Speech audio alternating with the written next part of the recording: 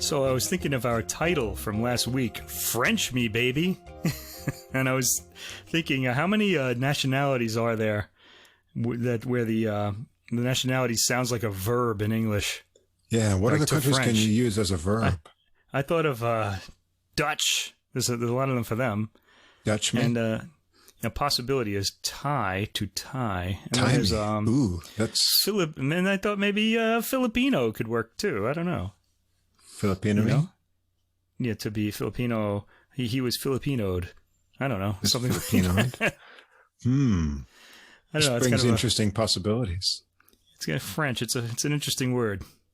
Okay. Oh, yeah. well. Well, hopefully that title got us some downloads. And, yeah, it looks like it might have. We'll have to think of one for this episode, too, which is episode 16. If you haven't listened to it yet, it's an episode for lovers. Episode for lovers, yes. French Me, Baby. French Me, Baby. Episode 15 of Adult Music. Right. And this is episode 16 of Adult Music, the podcast with music for the mature mind. I'm your co-host, Russ, here with French Me, Baby Mike. Yeah, well. And we're gonna have a little French and some there's no baby here for me to French with. Oh, I'm sorry to hear that. I can send one over for you. So am I. We're gonna have a little French and we're gonna have a little Italian and some other things. Today we're gonna have kind of split nationalities. And we got a lot of that might be our title. Split nationalities. We'll have to see. Yeah, because we see how it all turns out. We have a French-American harpsichordist, and we have a British-Italian singer, and we have, well, we'll get to that. Well, I have a indeterminate background jazz thing too, so it'll be interesting. Okay. It's going to be very international. I think we have I think we might have our title. That's right. Before we get rolling, though, into this episode, I want to remind our listeners that in the episode description, you're going to find links to Spotify and Apple Music for all the music we'll discuss.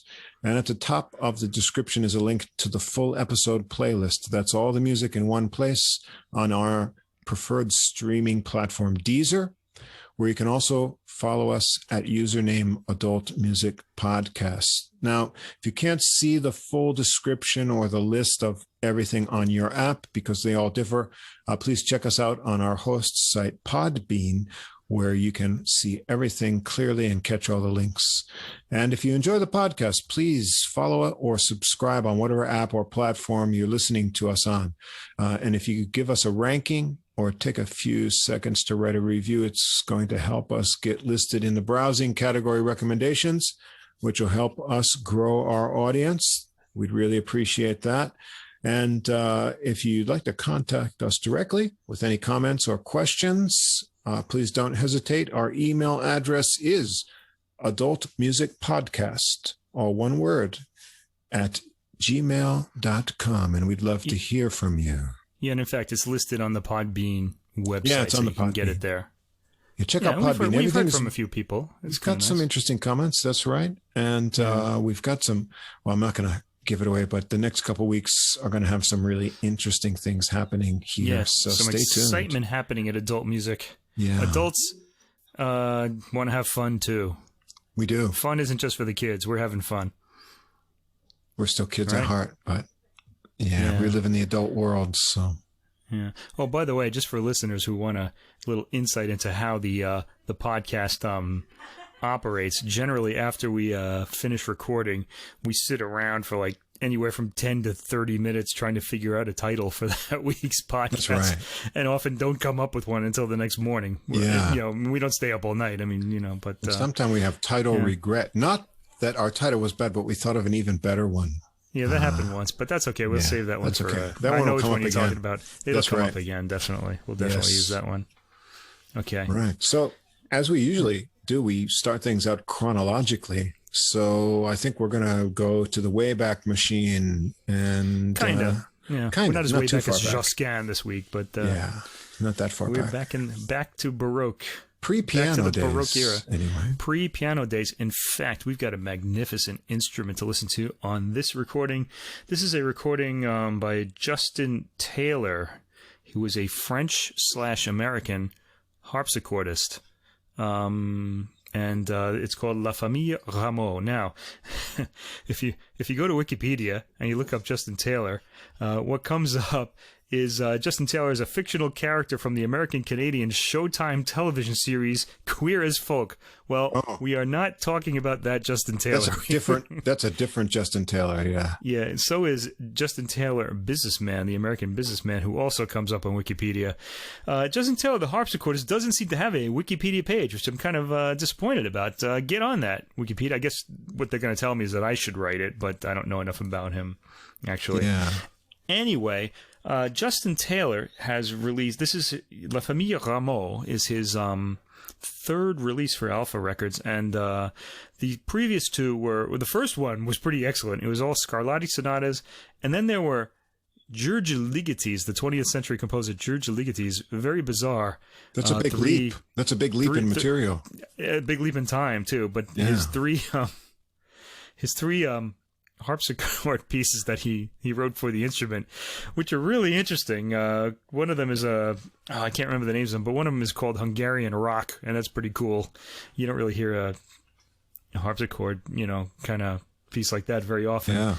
And there's one, I think, called Continuum, which is what that album is named after, which is just this really high speed, sort of like arpeggiated kind of piece. I think it's an arpeggio study.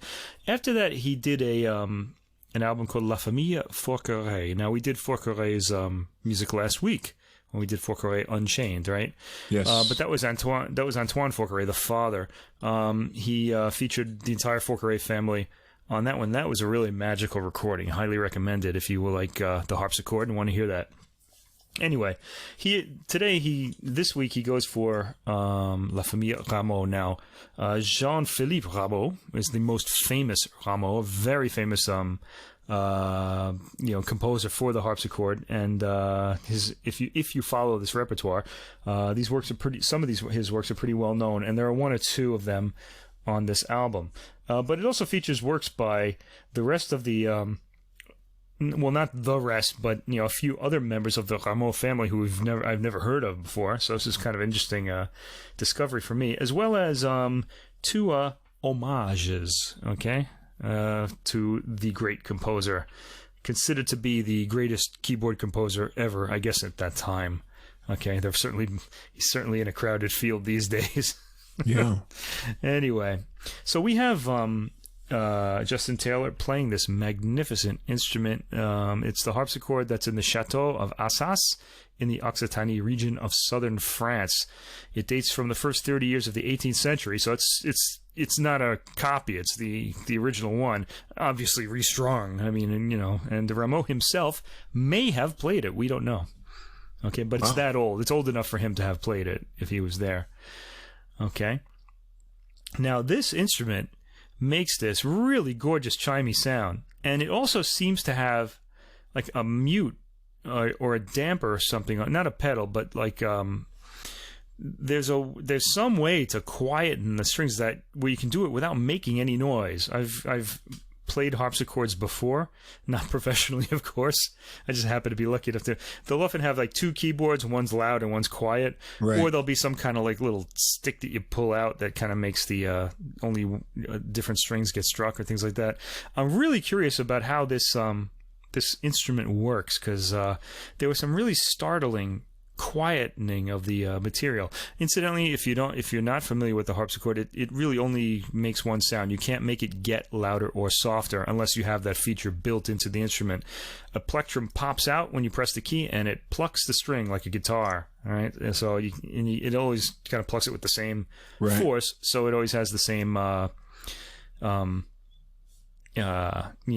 of. There's no soft and volume. loud in the initial. Yeah. Plucking, that's right. Right, that's right. and it's kind of, you can't play it. Harpsichord and piano also are very different. Piano you can play with your fingers, but the harpsichord really is played with the wrist. Okay, you got to be using your wrist a lot. You're jumping around a lot on that. So when you hear somebody really racing on the harpsichord, that's a pretty impressive feat. Also, yes, he does here. Yes. Yeah, the keys are really tiny too. I don't know how people play those. Okay. Anyway, he doesn't waste any time getting right to the great one himself, Jean-Philippe Ramo, the great one. The first piece, Le Tandre Plaint, okay, which is a pretty famous work. It is a tender kind of plaint, I guess you would say. Let me actually look this up to make sure. Okay, a plaint is a lamentation or a complaint, a moan or something like that. Okay, so tender complaints, let's say. It's very chimey and slow, and you get to just luxuriate. How do you say that? Luxuriate. Luxuriate. Okay. Luxuriate. Okay, in the beautiful sound of this instrument. Okay, and when that ends, there's no gap between unless of course you're listening on streaming, because there might be a gap on that. It could be. If you have a CD, it goes right into this. It just explodes into Le Cyclope, which is means the Cyclops, a very famous work, and it's kind of downward arpeggio. It's kind of, I imagine, depicts the Cyclops from Greek mythology lumbering towards. This was someone. One of my favorite pieces. This is like, I called it feverish. It sort of invoked in me the feeling like, when you wake, if you've got a flu or some kind of virus, and you wake and you're sort of delirious and things are cascading at speeds that make you nervous. That's what this piece, I was rather amazed by the fluidity that he plays the harpsichord here. It's intense and fast. And I thought, wow, this really, it's a delirium of sounds here. So. Yeah, what's also startling, it's hard to say whether it's it's probably a combination of all three. The instrument, the artist playing the instrument, which is Justin Taylor, or the recording. But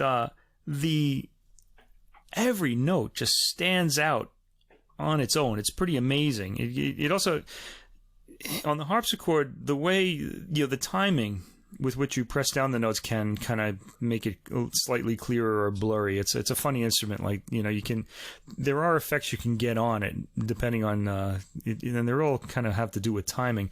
But the sound of this instrument was so beautiful. Everything was really clear in the various lines. Really amazing. Also, the startling mute effect happens for the first time on this album in this piece. I was like, "Whoa, what happened?" I thought I had lost my sound for a minute there, but it only happens for a bar. But you'll notice it. If you listen, it kind of it was pretty surprising. I've never heard that on a harpsichord before. I was wondering what there is on the harpsichord that allows him to do that. Okay, next we have a transcription called Lazar Ammo, okay, named after himself. I wrote a piece, it's named after me. And it's also a really explosive piece, too. So these are pretty impressive. So you've heard some of the best music on this recording, but the family doesn't really let us down here. First, we have Claude Ramo. He is Jean-Philippe's younger brother by 6 years. And there's a very short minuet here called Minuet Barrosse. It's beautifully articulated, nice counterpoint, which again is very, very clear. Counterpoint, by the way, is note against note, so you're hearing several melodies at once, and they're very easy to distinguish on this recording. That's not always the case. All right, I guess it's beautifully played, beautifully mic'd. I can't praise this enough. This is so good if you like harpsichord music. I know some people don't. Okay. Without interruption, we go into a piece called La Poule, which means the hen, and we hear this right away. And not only that, but he sort of, I'm sure this isn't in the score. I'm sure he seems to kind of alter the rhythm enough so that you know that you're listeking to a hen clucking. Yeah, this is a very playful one. I noted. I enjoyed it a lot. Yeah. Yeah. It goes kind of like buck, buck, buck, fuck, you know, this kind of, you can hear that. It's very easy to notice. By the way, anyone out there who wants to become a music teacher, work on your hen clucking impression. You will have to use it in class often if you're teaching music appreciation. I know from experience. All right. Okay. Pluck those chickens. By the way, under those notes, by the way, if you have the score, Rameau writes the words coco die under the notes. Okay, so you know that it's a hen clucking. Okay. Oh. All right. After that, we get a piece, an homage, the first of the two homages. Well, I guess, yeah, the first of the two homages on this is by Jean-François Tandre. This piece is called Les Sauvages, which is a piece by Rameau that he has written a set of variations for. So we hear that, and that's pretty catchy. Okay, it's a catchy tune, kind of like the stuff of Street Fair, as I wrote down. It kind of sounds like a music box sort of effect, or something you'd hear, I guess. I don't know if anybody could even imagine this, walking down the street with an organ grinder in the 19th century. I like putting my mind back in time to just kind of figure out to imagine how things were. I think a lot of people sort of imagine that the world was always like it is today, except without the internet. Yeah, so everybody thought the same, but it's just not the case. No, it was much more interesting back then. Maybe. Well, I guess because you were pretty much going to die sooner than you are now. Yeah. You know, every illness is possible. And there was no death. Google to look stuff up on, so you had to just go out read a and book. experience it. Had to read a book. And in order to read a book, you had to know how to read, which is also another issue. But that's another podcast. All right, so that's an homage to Rameau, and a delightful one it is. Next comes Jean-Philippe again. Now, he's really gets the lion's share of the pieces on this disc. Le triolet. This is a triolet is a medieval verse form, and so it's kind of got a poetic feeling to it. And the music is in fact poetic, tender, and melancholy, as people in this era liked. Poetry and melancholy kind of went together in this era, and apparently in the medieval era as well. Okay, this is a nice little piece. Okay. Next comes Claude François Ramo. He was Jean-Philippe's eldest son. Okay. His piece, La Forêt, by the way, refers to Forêt, you know, the composer we talked about last week. Yes. So he's kind of, it's a pretty lively Italian rhythm, and as we talked about last week, Forêt kind of combined French and Italian styles, so that you know, accounts for merged the aesthetics of both of these. Yeah, it's really nice, and it's way too short. I kind of wish it was longer. It's only like a minute and a half. Okay, next, some very famous Jean-Philippe Ramo pieces. The first one is L'Egyptienne, which is the it doesn't mean an Egyptian. It kind of means a gypsy dancer. The gypsies, the Romani people, originally had said to Europeans that they were from Little Egypt, so they got called Egyptian. You know, kind of not Egyptians, but they kind of. The word gypsy comes from Egypt, in fact, so it has something to do with that. But anyway, this piece is supposed to give you the image of a gypsy girl dancing. Yeah, sort of finesse and speed in the wrists here. This is pretty impressive. Bit of exoticism in there too. Think Esmeralda in the Hunchback of Notre Dame, okay, or Hunchback of Notre Dame, known as Notre Dame de Paris in French. They had to put the Hunchback in there. He's not the main character. That drives me crazy. There are a lot of main characters. It's like but his War and face Peace. Rings a bell, right? What was that? He's not the main character, but his face rings a bell. His face rings a bell. Oh, so does it. Oh, man. Yeah. Okay. Anyway, speaking of which, I think Notre Dame Cathedral is reopening, or has, I've heard. Oh, really? I read that somewhere. Yeah. Okay. We need yeah. Okay, and after that, we get our first of the Baroque dances, the Allemande, which is kind of a slow, stately dance. Usually this starts a suite of dances in Bach's music, especially. I hadn't heard this particular one before, because with Rameau, people usually record the titled pieces, and these are kind of just dances. There are lots of different ones in different keys. This one is, it doesn't say. Oh, in mi, do, re, mi. That's E. Allemande and mi. Yeah, this one I like. Yeah. I really enjoyed this one. It's melancholy and mournful, very emotional. It has a nice kind of like swinging motion to it too, like rocking sort of. Yeah, I like this one a lot. It sticks in the mind, and it's also kind of, these kind of pieces are very satisfying because they have a predictable form, so you really feel secure where you know that it's going to end in a certain way or it's going to go in a certain way. And the question is really what's going to happen in the actual piece. Right. So this kind of made me feel good hearing it too. I liked it a lot. I'm going to have to make a mental note of that one. Incidentally, one of the things, Rameau being a French composer of the Baroque era, the French, of course, they're really good at composing to timbre. And one of the this music wasn't played on a piano for a long, long time, but recently pianists have been taking it up with success, I should add. But they do sound kind of more idiomatic on the harpsichord, so it's best to hear these works on the harpsichord. Although there are good piano recordings of these too. I think Angela Hewitt made a really good one. And some other guy, I can't remember his name now. I'm the worst. Anyway, next is Lazar Ammo, the son of the younger brother. Okay. He is the son of... Let me see if I can figure this out in my head. Okay. Jean-Philippe's younger brother, Claude, is his son in a second marriage. Okay, so it's his younger brother Claude's son, but from his second marriage, from Claude's second marriage. Anyway, he's in the family. That's what's important here.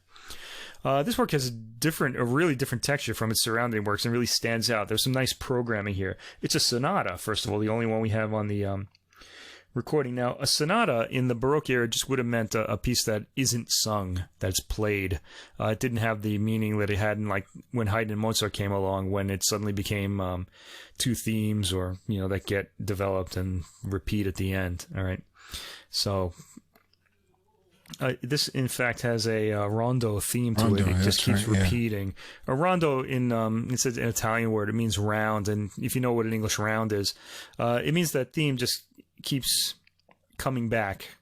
Right. So a way to think about this is the way I always taught this in class was, I think actually Robert Greenberg said something like this too, that you have, the rondo theme is like your home, and then like you have like a departure from that. So that'd be like going to the store. And then what you get in the store, you bring it back home, so you're back at the rondo theme. And you go to the post office next, and that would be like a totally different, unrelated theme that you heard than any you heard before. And then you go back home. You just keep repeating to the rondo. That's what it means. It goes around. Okay, the rondo theme, of course, has to always be catchy, and this one is, again, another charming music box quality to it. And it's especially magical when Justin Taylor, our harpsichordist, uses the mute. Okay.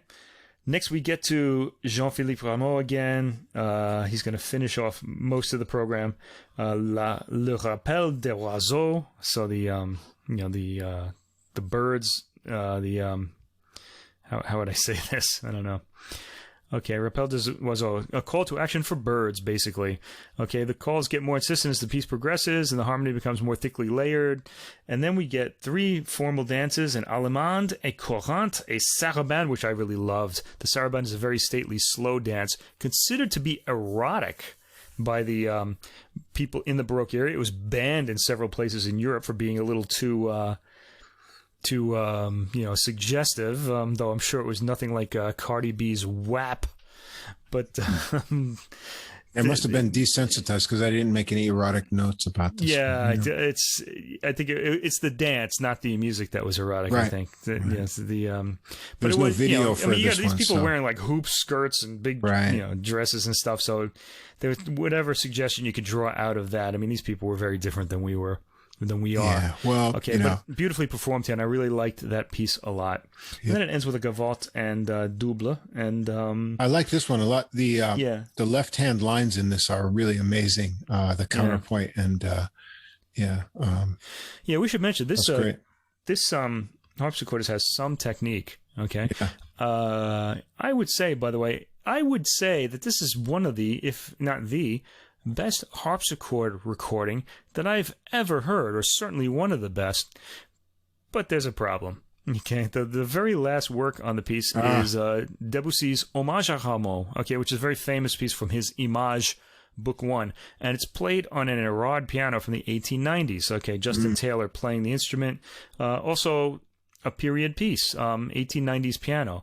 Now, we heard this already earlier in that Proust Salon CD that Tanguy de Villancourt played, and with his, the violin and piano one.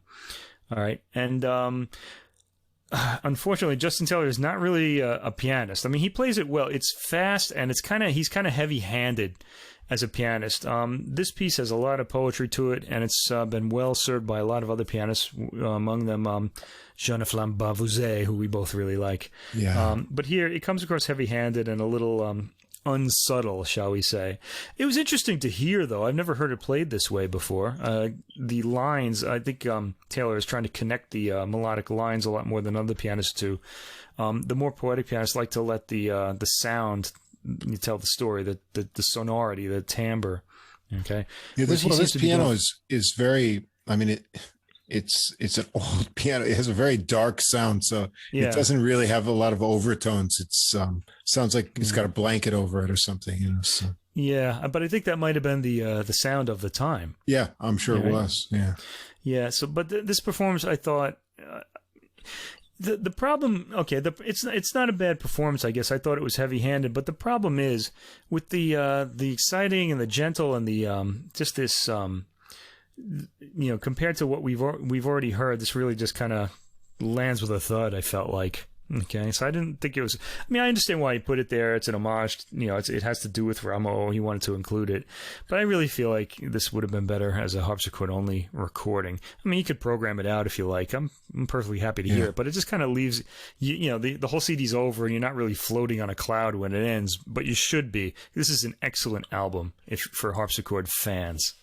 Yeah, and if you want to try it out, if you're not a harpsichord fan, try it out. This is really good. I think. I wrote lots of interesting and entertaining pieces.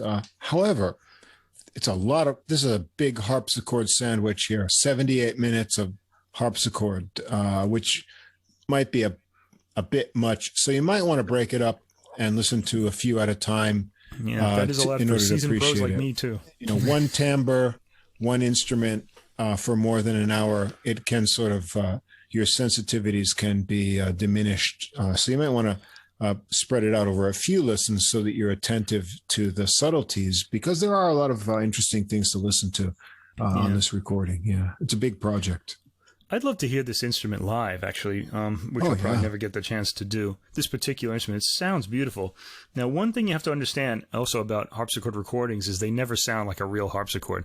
Harpsichords are quiet instruments, and the microphone is obviously put into the harpsichord, so it's kind of like the sound you're hearing is what you would hear if you were to stick your head into the instrument. All right, because it's a very quiet. They're very quiet instruments. So I am curious to know what this instrument would sound like in a concert hall. By the way, if you ever go to a harpsichord recital, they're pretty interesting. Like everybody has to be really, really quiet. It's kind of nice. If you like quiet and you need peace, go to a harpsichord concert. Everybody's like on pins and needles. Oh, we got to be quiet to hear this sound. Okay, there we go. Highly recommended, I would say. If a lot of fun, the material interests you, yes. If I ever interviewed a harpsichord player, I think the first question I would ask him is, do people ask you to play the Addams Family theme a lot? I bet they do. They might, yeah. I bet. Da-na-na-na. With the snaps and stuff. Yeah. I don't know. All right. So, onwards. Okay, our second classical recording is... I'm still thinking of the Addams Family. The Addams Family, yeah. All right. Our second recording is a recording. It's Beethoven again. This is more Beethoven. Why? More Beethoven. Why? There might still be more coming. I'll tell you about this later. All right. It depends on whether I want to go. Why record this again? That's what we have to talk about. Well, okay. The reason I listen to them, there's a particular reason, for this one. Okay, so this is Symphony Number 3, Eroica. The biggest, longest symphony ever composed up to that time. And then, of course, Beethoven's second longest symphony. When he finally got to the 9th, that one was longer than this. So this was like a a game-changing work when it was written in 1803. It's really famous. It's very long. It's got a lot of themes. Beethoven's kind of heroic kind of quality comes out for the first time, something that he would really make a feature of his music. And he was going deaf at this time, too. This is where around the time he learned about his oncoming deafness. And this is performed by François-Xavier Roth and Les Siècles. He's conducting Les Siècles. It's a French orchestra. Now, Roth and Les Siècles kind of go together. They release a lot of music together. And for me, they kind of make me feel. I listen to all of their recordings. I just like this is, them. Harmonia Mundi, right? Yeah. The thing I like, it kind of reminds me of those movies. Their partnership kind of reminds me of those movies from the 50s and 60s directed by Bergman or Kurosawa or Ozu, where they have the same actors in every movie. Right. Just playing different. And you kind of get the feeling that you have this group just kind of going through the repertoire that they choose and giving their take on it. Now, the Les Siècles is a period instrument orchestra. So that means you're going to hear gut strings. You're going to hear string sections and really, especially brass sections that don't blend well together. And that's actually turns out to be a strength. Okay. There's no real that's what made gloss. it interesting for me to hold my attention to listen to another recording of this work. Yeah. Okay. And it's also, I'm always curious to know, but for me, it's the personalities. It's like, what are people like that I like going to say about this work? That's why I listen to them. Okay. Now, should this be your go-to Beethoven eroica? Well, maybe. And let me kind of get into this a little bit. The two very famous opening chords usually that's where you're going to hear it right away. Yeah, yep. They usually come out of the orchestra like cannon shots, like bum, bum, and then the music starts. But that doesn't happen here. No, they're spread out. It's kind of like you hear this kind of like approach. The strings kind of approach. It's really weird. I was kind of like, whoa, okay. So this is gonna say something, about this. Right from the start, it's something different. Yeah. The other thing to know about. It's believed. I'm not. I haven't done enough research to know, if this is actually true or not. But it's believed that I don't know when vibrato started, but it was believed that orchestras played without vibrato back in the early days. So you're hearing strings with no vibrato on them. So it's just like an sound as opposed to like a kind of thing. Okay. Now that kind of sort of approach to the chord before it ends, it kind of softens the chords a bit. And I felt like that really set the tone for this entire 50-minute work. The darker elements of the score. Now, this is a big heroic work. There are dark sections in it. Usually composers will really pull them out and kind of like make you feel them. You kind of come bursting out of your stereo and you're hiding behind the couch. But that doesn't happen here. It kind of the whole sort of work, and especially the first movement, which is kind of the sort of the more like contrast between light and dark, comes across more on the light side. It airs on the light side. It's actually almost breezy. Yeah, that's how I thought. It's actually kind of breezy. Now, it's really enjoyable, I have to say. But I don't know that that's the way this piece should be performed. Well, or at least not your definitive recording of it. But still, I enjoyed listening to this in spite of that. It was kind of a new, I don't want to say new take. It was a different take on it, on the work. Yeah, the sforzare is like a lot of times like the bum, bum, bum, when the rhythm breaks down and you just keep hearing these really loud chords. It doesn't really it doesn't come across as like a breakdown. It's just kind of, the pulse keeps going. And you kind of don't really feel like, that there's any real drama happening. Well, there's something happening, but it's not like this big dramatic thing. My take on this one was, and I don't know how much can be attributed to the period instruments, but the different timbres, and I'm imagining that these period instruments, in one way, they don't produce the volume of modern instruments in total, but the the different timbres and the textures are very clear, so you can hear the parts really well. And that may be one, part of that may be attributed to the instruments, but I think in the conducting, what I think he's done here is he's paid very close attention to the dynamics. So, in any style of music, whether it's, jazz, classical music, if you think of the spectrum, there's dynamics and there's tempos.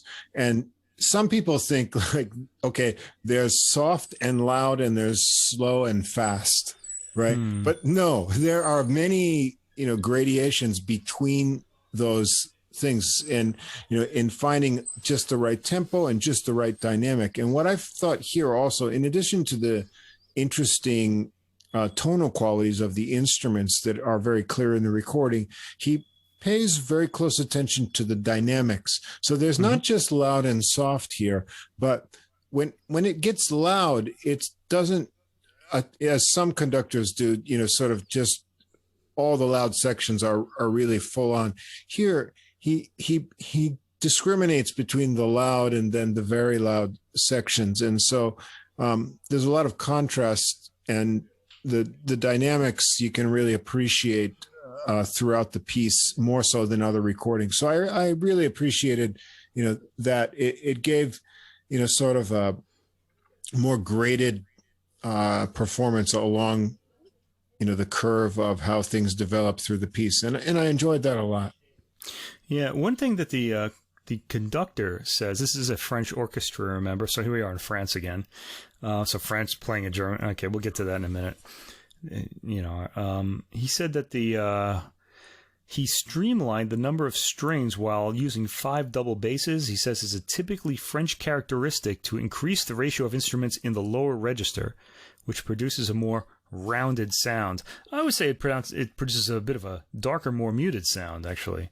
And I always like having things in the bass as well.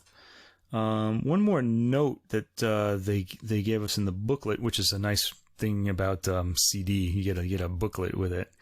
I was actually kind of wondering what I could say about this recording. I was going to sort of say a few sentences at all. He says that in period instruments, you don't really have to make too many judgments because it's pretty obvious what you have to do, whereas with an orchestra, it's a little harder to play the work, which I found interesting as well.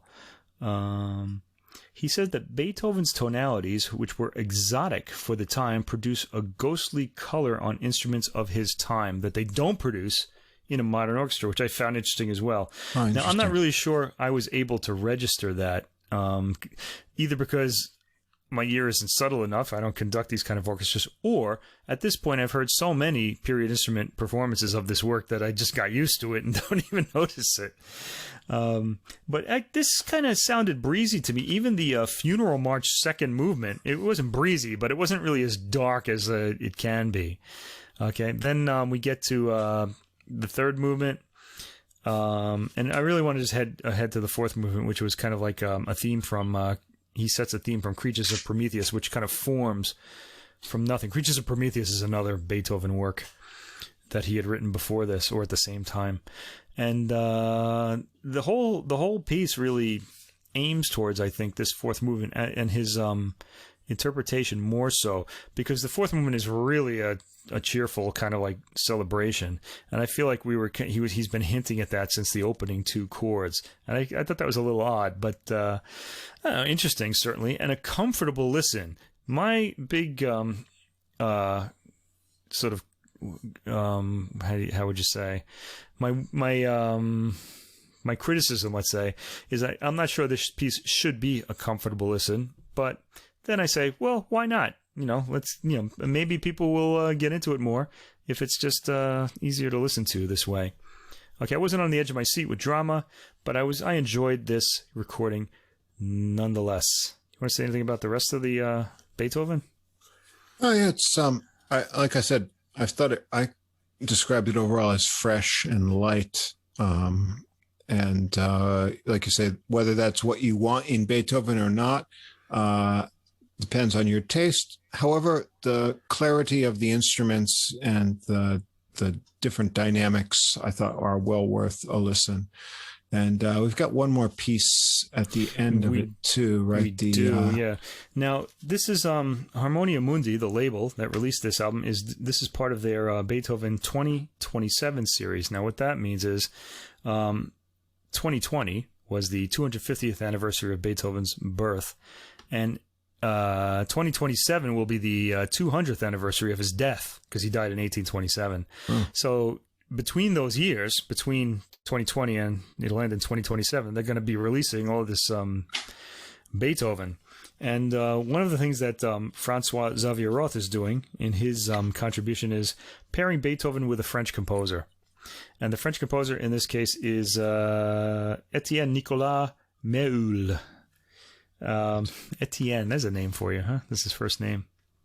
Yeah. Imagine you're a kid, you're on the playground, and some kid comes up to you. What's your name? It's Etienne. I mean, you just... Could be tough, yeah. He'd be picked on immediately. Yeah. Okay, anyway. Especially when the Amazons are coming. Yeah. I'm thinking of New York, actually. Oh, in New York.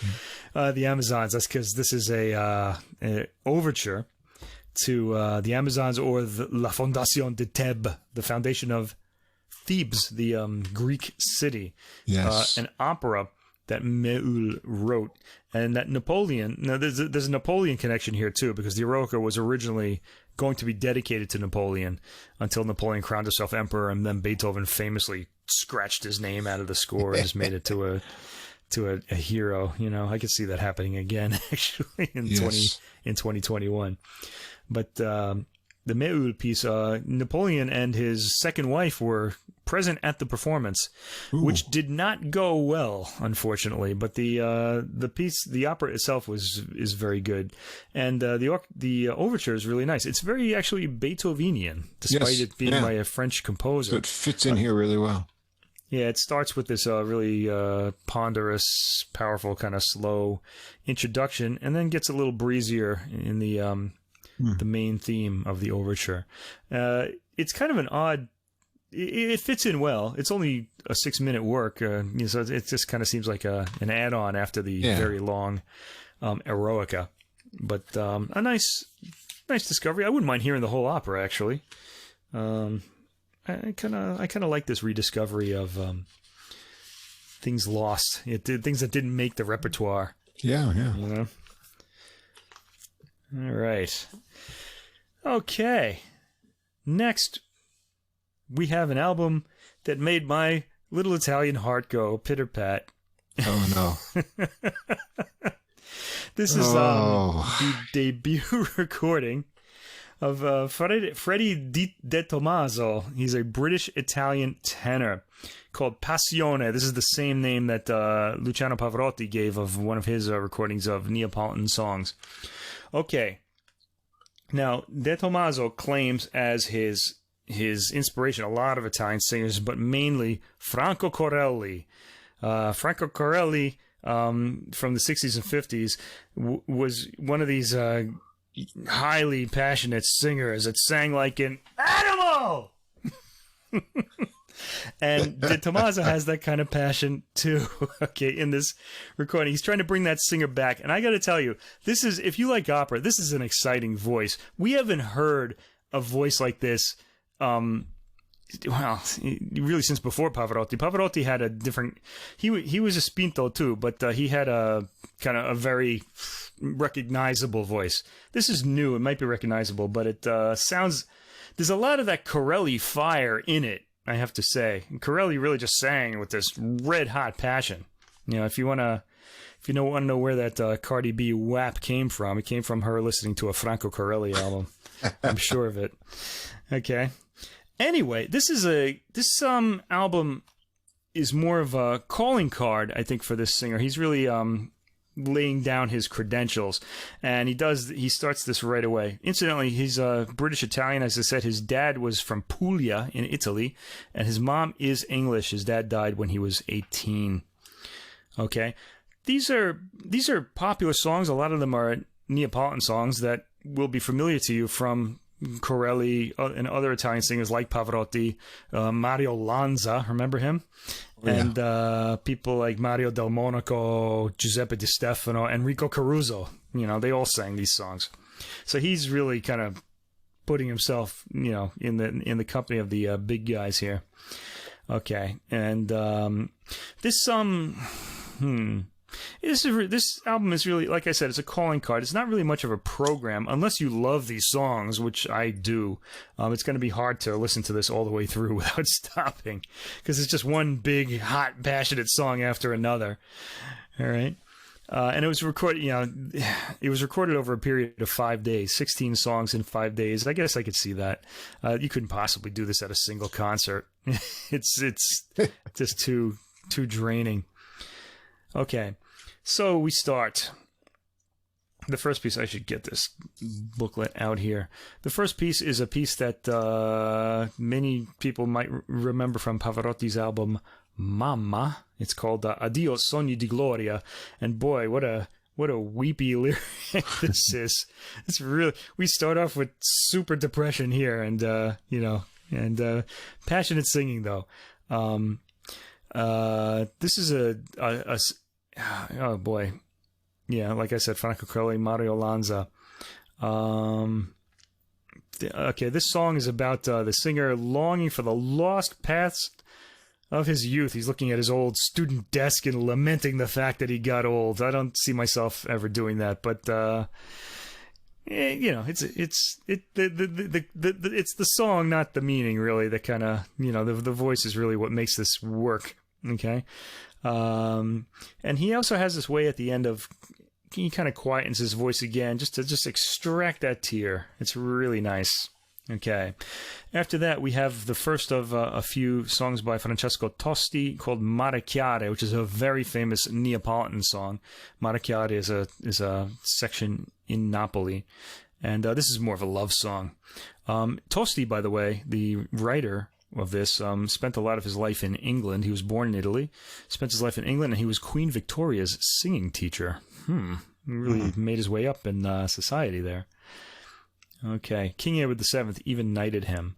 At the end of this, by the way, Mare Chiare, when he's telling his girlfriend to, actually that's a different song, never mind. But he's got this, we hear the first of his really exciting top notes, and just rings out really fantastic.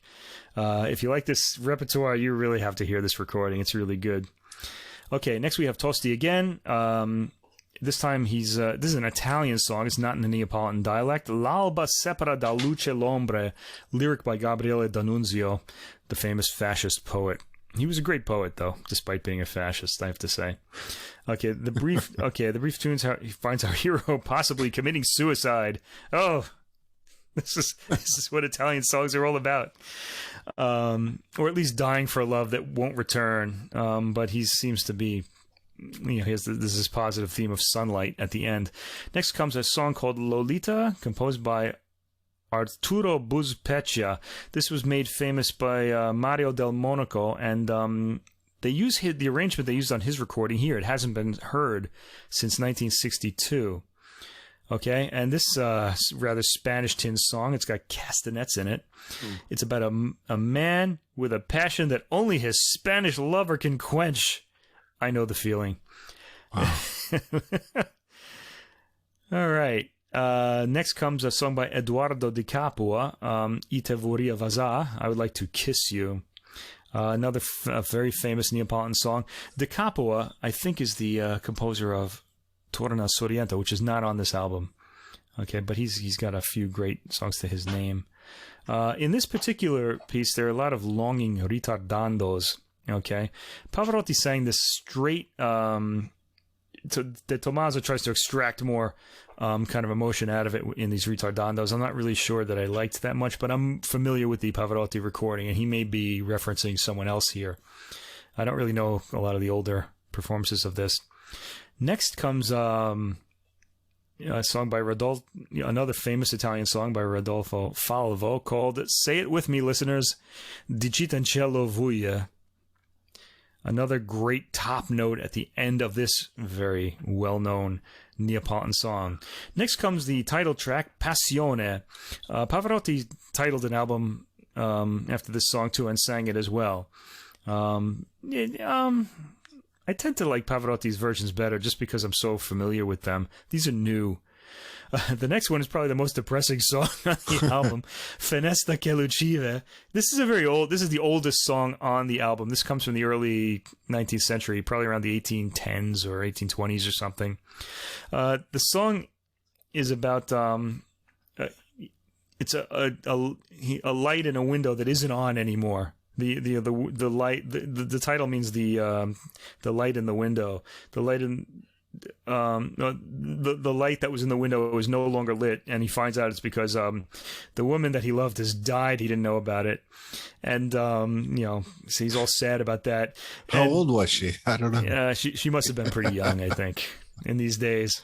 Yeah. And he calls her Nanella in the song, which is a Neapolitan dialect for a young girl. Okay, so she's pretty young. Okay.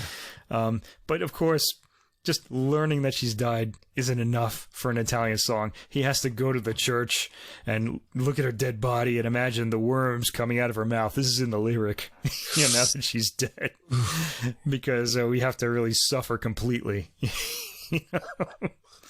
Anyway, after that, things kind of lighten up a bit. We have two Puccini songs. These are not opera arias. They were for voice and piano, but they're arranged here, and they actually sound like arias from operas because of that. Sole Amore is a pretty passionate song, and Mente all'avviso is from Puccini's student days, and he's setting a lyric that's from another opera. These have been orchestrated here. Next comes a song by Respighi called Nebbia, which really stands out because the orchestration is very different. I don't think this actually is really modern. Kind of. Apparently it wasn't finished. It was finished by a modern or a contemporary arranger. Here, the singer is being urged towards death. The voice alternates between passion and trepidation at what lies ahead. Okay, so our singer gets to try to put that across. Next, we get another Tosti song, Ideale, a longing for love that's now gone. This is by now you probably figured out that a lot of Italian songs are about this. You don't really need the lyrics to these songs, and that's just as well because you don't get any. The booklet from this Decca recording doesn't have the lyrics to the songs. I had to find them all on the internet, and it wasn't really easy to do. And some of them, a lot of them were because they're famous songs, but I had to look for them. So I'd like to complain about that to Decca. Now, I have the Pavarotti Passione album, and that had all the lyrics in it, although I have his earlier O Sole Mio album too, and that did not have the lyrics. Come on, Decca, you can afford it. Get your research team out there. Put the lyrics in the book. Okay, back to the recording. We get Leoncavallo's Mattinata. Again, Pavarotti sang this one too. This one is Leoncavallo is the composer of the opera Pagliacci, so you might know that name. This is a really famous song. Singers often learn this when they're learning how to sing. It's pretty short and very positive. He's the singer is singing for his lover to come out. Okay, it was a Pavarotti staple, actually. After that, we get a song by Annunzio Paolo Mantovani. Yes, that Mantovani, the guy with the string orchestras in the 50s and 60s. This song is called Cara Mia, but don't let the Italian title fool you. It's an English song. It's sung in English. And it was originally sung by an English pop singer named David Whitfield in 1954. And then Italian singers kind of took it up later. Di Tomazo in this song is really interesting to hear because he enunciates the words in an old-fashioned, almost 19th century style. It didn't really sound like colloquial or spoken English. It was kind of arty sounding. I was kind of curious about that. Next comes one of the most passionate songs in the entire Neapolitan song oeuvre. This is a Core Ingrato. Ungrateful heart. And in this case, he starts with the chorus. On Pavarotti's recording, I didn't go back and listen to the Caruso one because he may have done this. But on the Pavarotti one, he builds to the chorus. And I feel like it kind of takes away a lot of the power of the song doing that. He only sings one verse as well. There are two verses, and the second one's the pathetic one where he goes to the church, but that's not here. So I felt like this was a little unbalanced. The singing is great, but the actual layout of the song was unbalanced because we didn't get the second verse. Okay, the program ends with Stanislao Gastaldoni's Musica Proibita. This is also an old Mario del Monaco arrangement, heard for the first time since the 1960s here. The subject of the song is pretty interesting. There's a boy singing the song. He's overhearing a song that a man is singing below his lover's window. And his mother forbids him to sing the song, but she's out now, so he sings the song. And it's a pretty standard love song about how the man wants to caress his lover's hair, her lips, her eyes. He wants to die with her, feeling the ecstasy of love. I can see why Mom doesn't want him singing that. Yeah. A nice ending to an exciting recording and a good introduction to a new singer that I hope is going to be big. There is no voice like this now. The big tenor today is Jonas Kaufman, and he doesn't really have this type of lyric spinto voice. A spinto is a voice. It's kind of a smaller voice, but it has the power to push through the orchestra, so it can be lyrical and it can be powerful both. And this is unique. It's unique to a certain number of singers, including people like Mario Lanza, Franco Corelli, Luciano Pavarotti. So we have this guy. He's I think going to be the big tenor on the scene for the next 20 years. Let's hope so. Anyway, this is a really great sounding voice. Now, as far as the recording goes, fans of this kind of repertoire, don't miss this. You have to hear it. Everybody else, I don't know. If you like the songs, go for it. It's not really a program. It's more of like a collection of songs that are really famous. Probably best listened to in parts or in bits.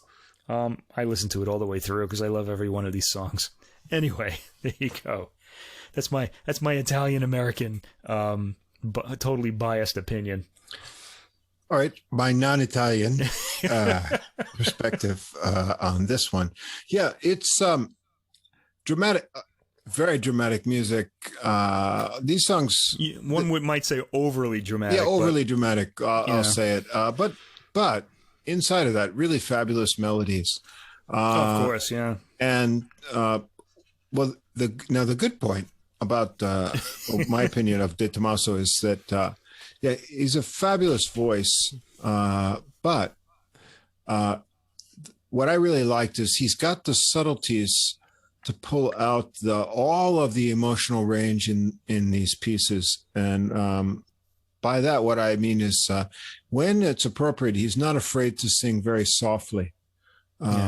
So he has a really wide range of what he can do with his voice, and it's never overkill of the use of his voice. When it's appropriate to pull out the emotion with subtlety, he can do that, which I really appreciated in his sort of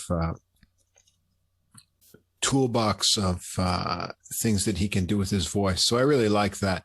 That said, with this material, he does have to reach for the big wrenches a lot of the time. And that can be a little bit tiring on the old emotive heartstrings. It is a bit draining on the emotions to hear. Like, so for me, a few at a time. Passionate outbursts. Yeah, 3 or 4 at a time is good enough. Maybe if I was at the Italian restaurant and I'm, ordering a few courses and this came on, I would be in the mood. Or next time I watch The Sopranos. This would have been great on The Sopranos. Yeah, on The Sopranos. Yeah. I could get through this whole thing. But it's a real tug on the old heartstrings to go through from the beginning to the end. Just as far as material, no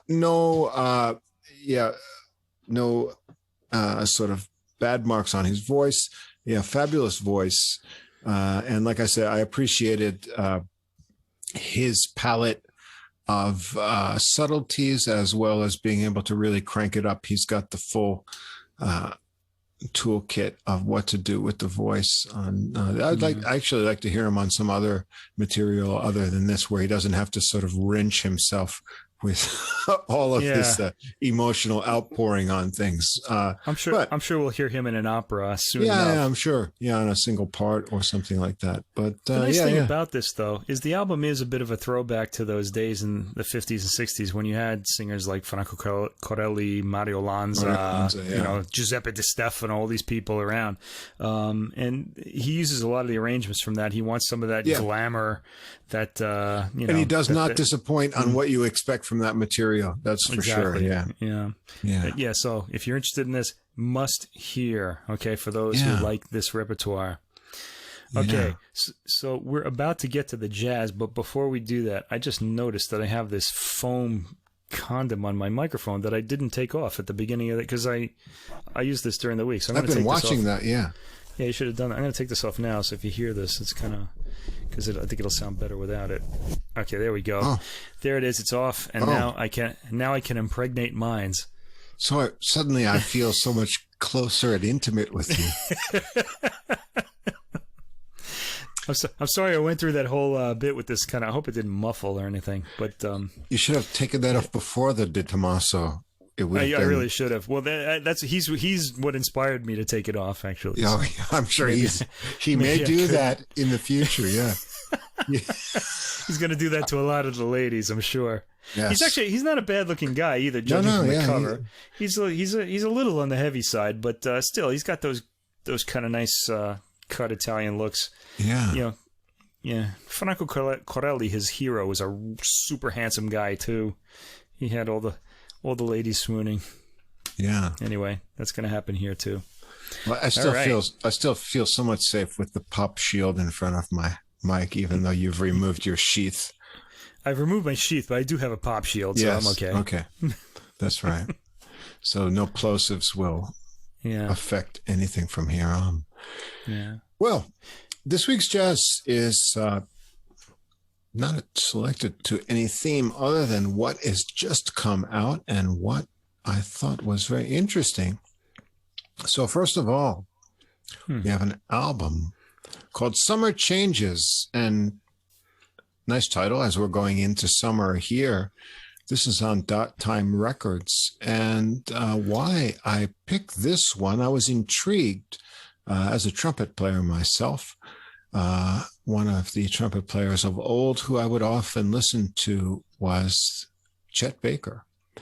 And I remember this album, Chet Baker, and the main man on this recording here, who I had never heard of before and hadn't heard of after, vibraphonist Wolfgang Lackerschmid. Yeah, it's our first vibraphone recording that we're listening to. Album. We don't hear enough of the vibraphone these days, I think, in jazz. You never hear enough of this instrument, which can be quite lovely. But this was one of my father's favorite instruments, by the way. He liked like Lionel Hampton and Cal Jader was the other one. Red Norvo, going way back.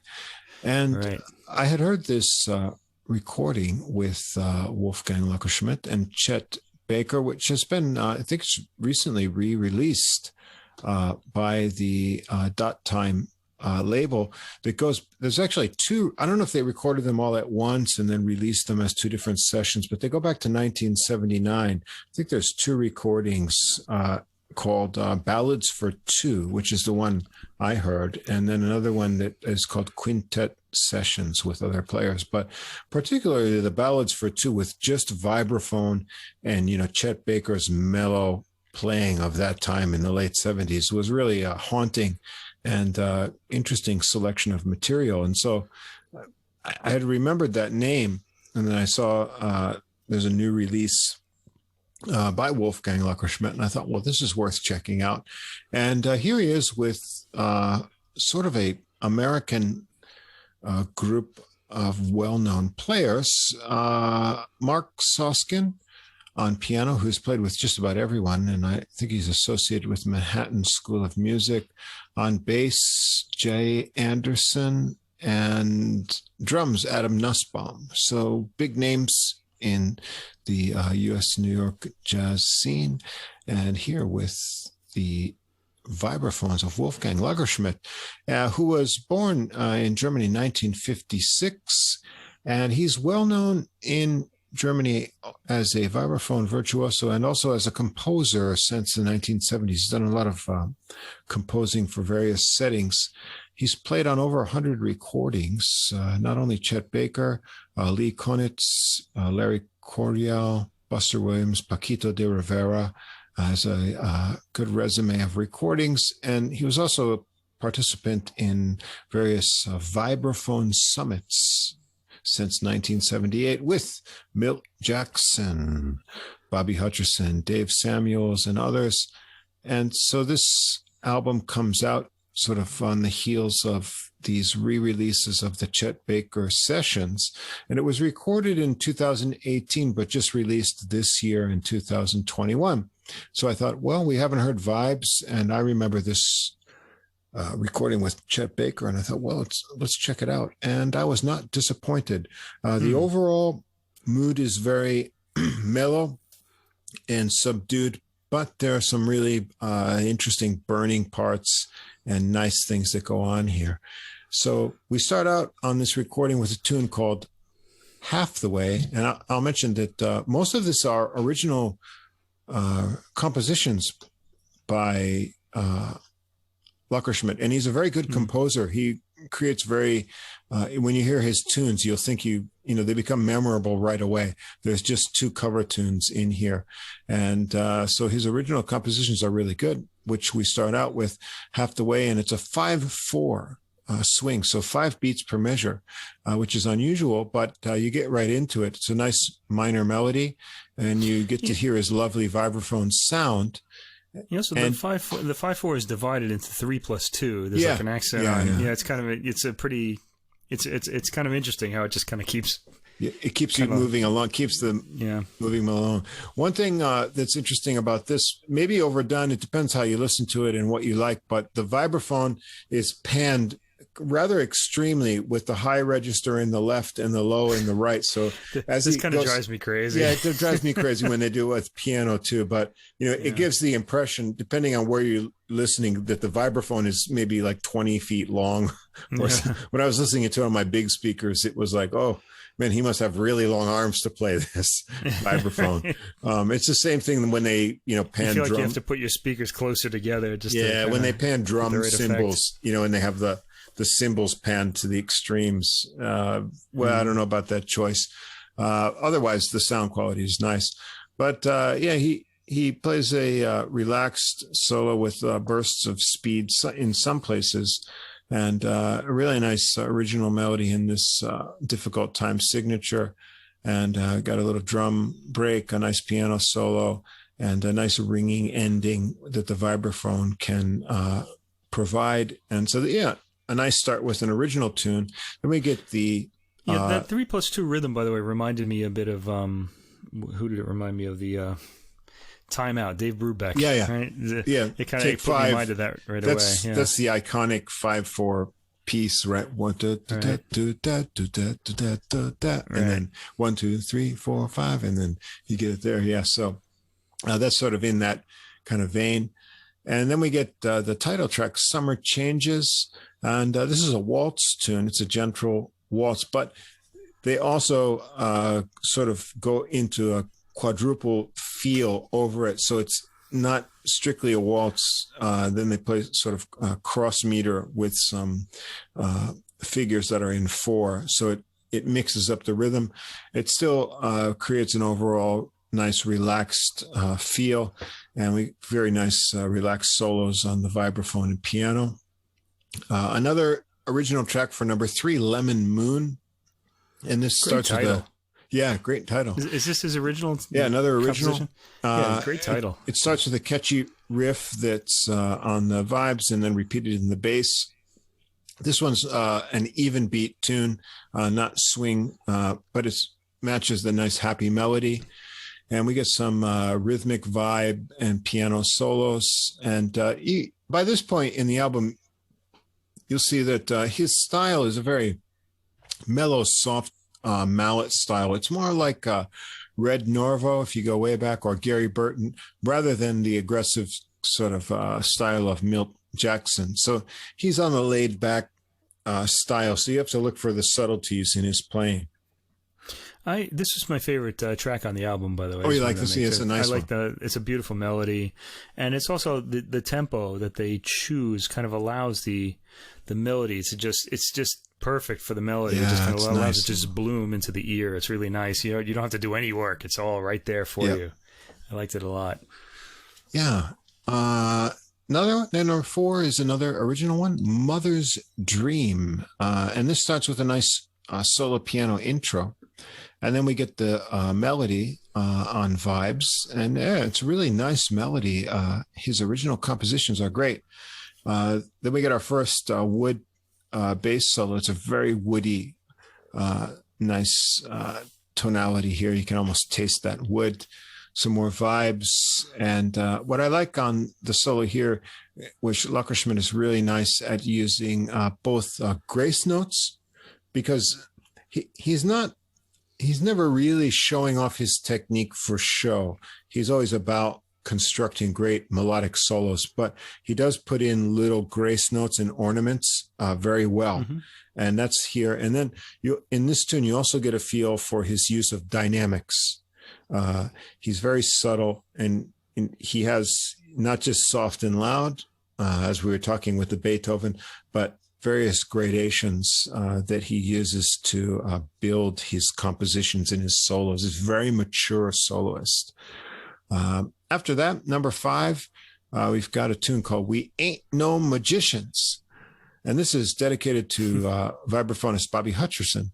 And nice this starts out with a hypnotic kind of using the pedal on the vibes in the intro. And it starts with a very sort of hypnotizing feel. And then it settles into a nice Latin groove with some syncopations and accents for support. And he shows off a bit more technique here than he does in some of the other pieces, but he builds these all of his solos take you on a little trip. He's not showing off rather than really giving you those kind of mature solos that show, when you hear improvised solo by a great jazz musician, it becomes, when you think of it, it's like, it couldn't have been any other way. It's inevitability. And that's the mark of, even if he had written this out, it wouldn't be any better than what he just thought of. And you can get that sense from his playing here. So it's a great vibe solo. And then Soskin, who is, he's played with just about everyone. And you can see why he's a desired person to have in your album. He plays a solo with some interesting rhythms that sort of, I really like this solo he plays here. It does something midway through that's interesting. So if you've ever driven a truck that has sort of a dual range in it, and not when you're driving sort of like in your main transmission with gears 1 to 4 or 5, when there's like a high and low range too, it's sort of like midway through, he sort of shifts from that low range to the high range, and the solo sort of ramps up to a new level. And there's not too many sort of places where I can think of the same effect happens, but something happens midway in his solo, and it's like he's on a different level. And that was very interesting in this tune to me. And next, this was my kind of highlight track, because this was not an original. Although I really appreciated his original compositions, here was something I vaguely remembered, and I really liked the treatment of it and the implications, however subtle they may be. Number 6, Rosemary's Baby. Is the theme from the movie? Yes. Yeah, I thought so. I was kind of I didn't go and check. Polish composer, stage name, Krzysztof Komeda. Komeda sounding very Japanese. If you, like we do, live in Japan, yeah, but we hear a lot of his real name was Trzynski, like, and he took this name as a sort of talent name that he thought. But anyway, from the Polanski movie, and if you know the story, it's a rather ominous kind of meaning, and they bring that here. It ends badly for humanity. Let's just put it that way. So this piece starts out with a mysterious ringing, and so I'm imagining what he did was somehow get the vibraphone sustain ringing with the pedal, and then sort of, bring that in as an effect, which is sort of mysterious at the beginning. And then he brings in the sad minor melody on vibes, and it's got a sort of Latin 6/8 feel to it. We get a nice deep bass solo. And then over to a piano solo by Soskin, who makes something kind of intense with some real left-hand driving into his solo. Then we get a bluesy vibe solo, and then we're back into the mysterious ringing, and there's a kind of a bass intro into a drum solo, and this is very sort of how can I say, this drum solo might be calling like the cult members to come and take all of the children in the village or something. And then finally, have you seen this movie, by the way? Yeah, I have seen it ages ago. Yeah. Okay. And so then the theme kind of returns in the kind of, there's a fitting kind of dark ending to it. So I thought, it's very subtle, but really nice arrangement of this kind of creepy movie too. Yeah. So I like this one. Yeah. It was a bit of a standout. It really felt different than everything else. Yeah. But a nice treatment and arrangement. And number 7 on the album. This is also not an original. This is by Nat Simon Poinciana, and this is tune. So this is a famous tune that's been played by a lot of people, including in the old days, Glenn Miller, Benny Carter, even Bing Crosby. But as maybe a jazz improvisational tune, Ahmad Jamal recorded this, and it's a development of a Cuban folk song, I think, La Canción del Árbol, which is like the song of the tree. But a nice treatment here. It's a drum intro with bass and piano chords that starts the Latin beat. And we've got the vibes, piano and bass solos. So a very nice feel on this tune. And then we have another tune closing in an original. And this is Stundenwalzer. Which, that's an original? Yeah, original. And this is very interesting. It takes the notes on the record label says it takes inspiration from the book Momo by Michael Ende, which is conceived as a description of time. And it's supposedly written around 12 ascending harmonies that go round and round, simulating the hours on a clock. I couldn't really visualize this when I was listening to it, but when you listen to it, the vibes start in the intro going through these series of changes that develop into a slow waltz. And so maybe you can get the feeling of changing times or hours on the clock. And there's a accented chord pattern that builds from the intro, and then the solos divide into different sections. And especially in the piano solo, you get some interesting harmonic explorations, and then some nice vibe and bass solos over this pattern. So yeah, overall, this song and the other originals on here are very nice originals. We've got really good melodies in his original tunes. They all have very compelling harmonies also, and he mixes up the types of rhythms that they decide to play to and improvise over. And the characteristic of good songwriting, the tunes sound familiar right away. It's like, oh, this sounds like I know it already, but yet it's unique and like that. And then the style of playing, particularly by on the vibe solos and the piano solos, they're very mature and musical. No one's showing off here. There's subtlety. And although the overall impression of the album is very relaxed, it does have its spots where it burns, and you get some sort of, how can I say, subtle kind of references to feelings and things, especially in like Rosemary's Baby. That one was pretty fun. So it does have its spots where it highlights, but enjoyable recording. And if you're in the mood for some vibes, pick up some interesting vibes on this recording by Wolfgang Lackerschmid. Yeah, beautifully performed all the way is what I wrote here. Yeah. What a cool instrument. Yeah, I remember we had one when I was in high school in jazz band, and it's a very heavy thing. It's on a it's like a cart, and it's on wheels and everything. And it's electric, right? It's got because you plug it in, and then you get that sort of, the motor spins the shaft that in each tube has a little like baffle or whatever it's called, but that's where you get the sustain from. But yeah, really, really cool instrument. I would have one right here in my little music room if I could afford it. Yeah. Well, maybe we'll be able to afford that one day. Yeah. I just learn to play it, and I have to figure out that cool mallet technique where they have those, 2 in each hand, and somehow they adjust the distance. It's different from playing piano or something. I think that's Japanese marimba player Keiko Abe who came up with that technique. Now everybody has to play with 2 mallets in each hand. Yeah. It's really someone's going to try 3 pretty soon, and then we'll see what happens. But oh boy. I could do 1 in each hand. I could probably do that. Well, I don't know. That's all you need to do really for jazz, I think. To get some new glasses to use 3. Yeah.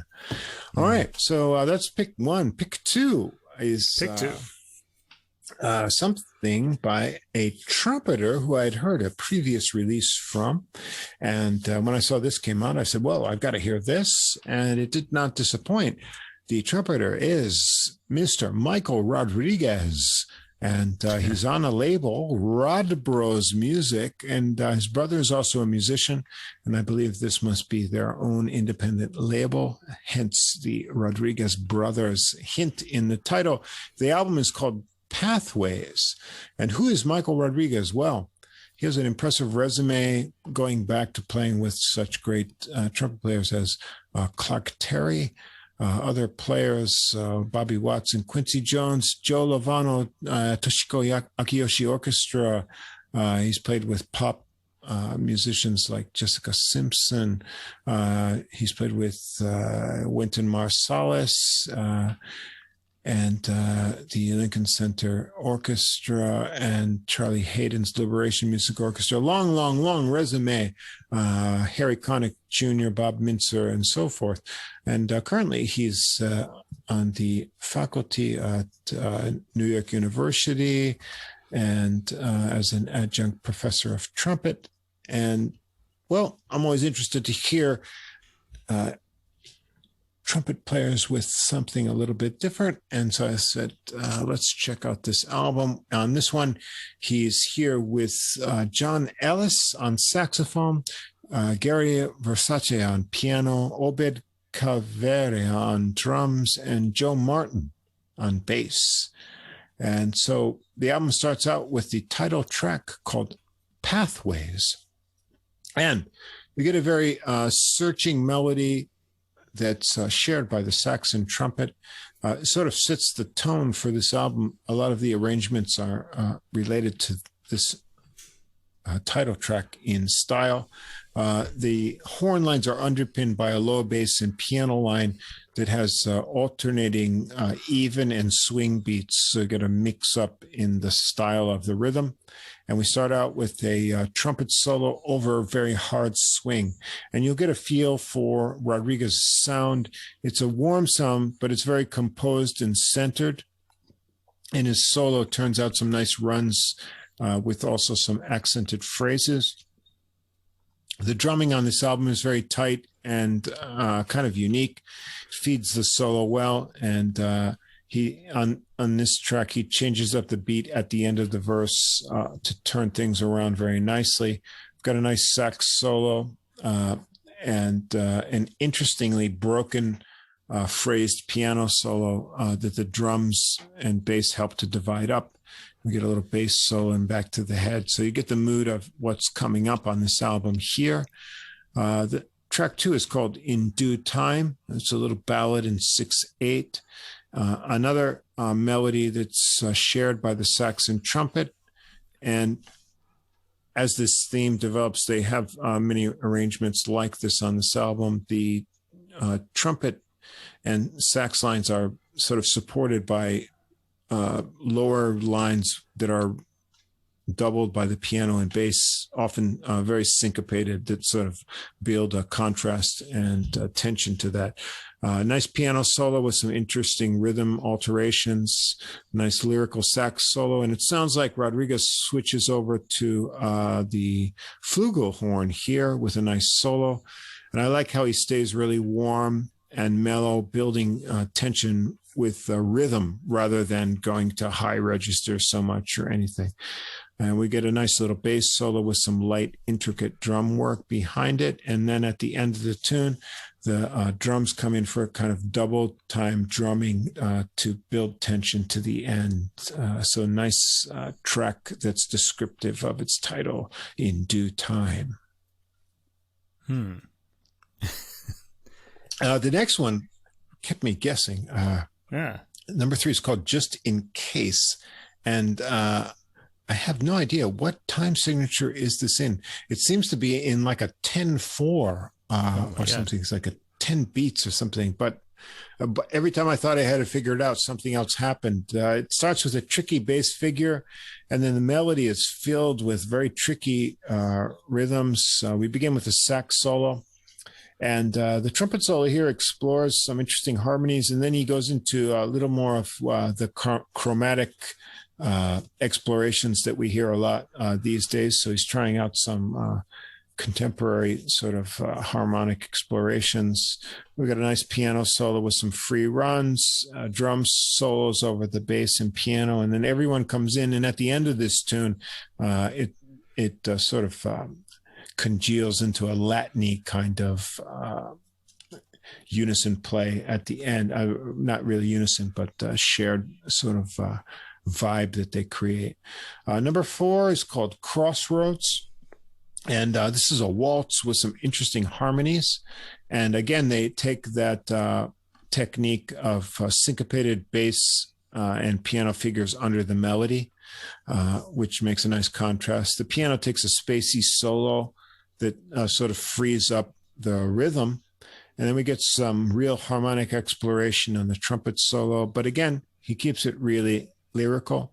The sax comes in on a solo that's got a nice spacey feel to it. And then the drum solo over an ostinato bass figure that repeats and brings us out. And that's a nice track.